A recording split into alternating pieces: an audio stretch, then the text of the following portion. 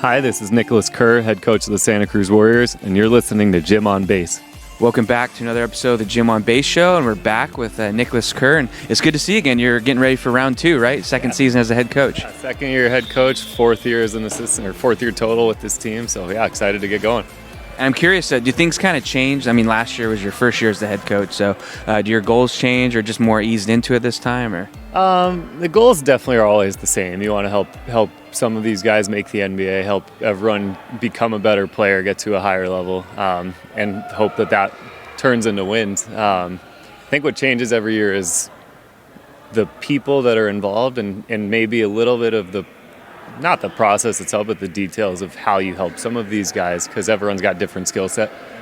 And it's got to be kind of cool, too. Not only are the players kind of moving around and getting maybe more roles or going up to San Francisco, but even like coaches like Hightower, he moved up with the big team. So it's got to be kind of cool to see, right? Yeah. It's always great when people get called up. It's, I miss Noel on a personal level. He's just a good friend, and it was fun having him around. His energy is amazing. But yeah, super excited that he got the call up. And then we have coaches down here who will get the opportunity to grow and hopefully get their chance at a call up as well. And before we get into basketball too heavy, just curious, how was the offseason? Are you a Bay Area guy now? I know you've lived in San Francisco in the past. Do you stay here all year long? Or? Oh yeah, we live in in Santa Cruz year round. Not here too much in the summer between summer league and then having a few weeks off. So went to the Olympics. That was fun. Yeah, got to see my dad's team win gold, which it wasn't very fun. I mean, it was terrifying. You're just waiting for them to lose. But they win, so it's relief, and it was fun. Whole family was out there, so we had a good time. Did you have any Flavor Flav run-ins, or no Flavor Flav, no Snoop? But sounds like they were both there having a good time.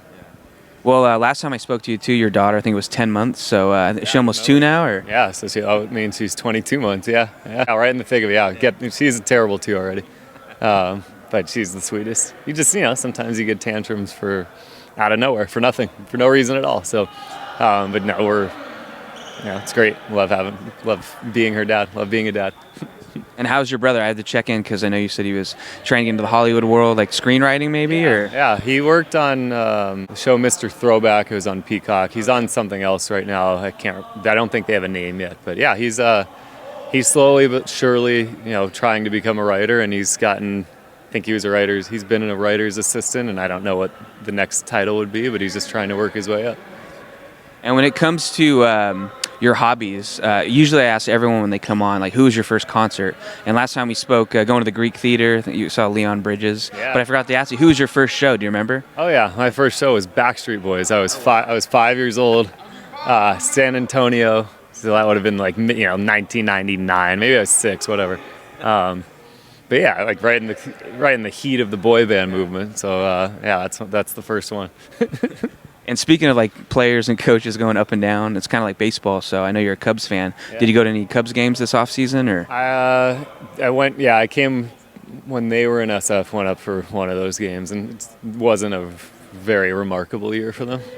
So that was, hopefully next year they'll be more fun to watch and better, but more fun to watch first off.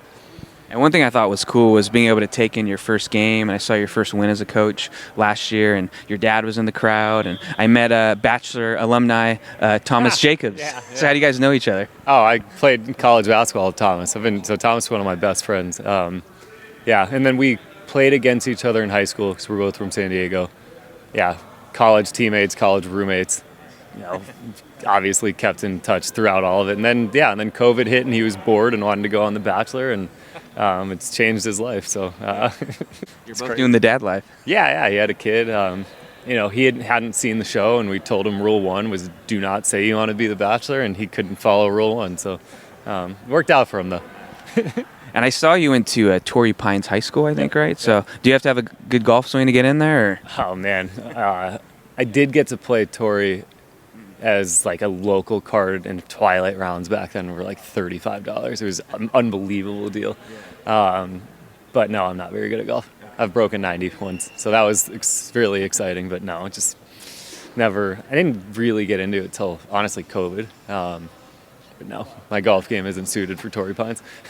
Well, I've had some good interviews on the golf course. I've had all the Curry brothers and Del Curry. So is that something you still like to do to get your mind off things, or? When you can. Definitely played more before becoming a dad too, so there's that factor. I'm sure I'll get back into it a lot once my kids are older. Well, speaking of basketball, one thing I love asking people who have championship rings, like, what do you do with it? And I imagine since you were in the organization, does everyone get a ring? Like, do you keep yours on display somewhere, or how do you handle it? I have one ring from 2022 because I technically didn't work for the team in 17. 15 I was in school, and then 18 I was in San Antonio. So I do have a ring. It's it's not on display. I don't know where it is. It's somewhere. That's usually the answer I get. Yeah.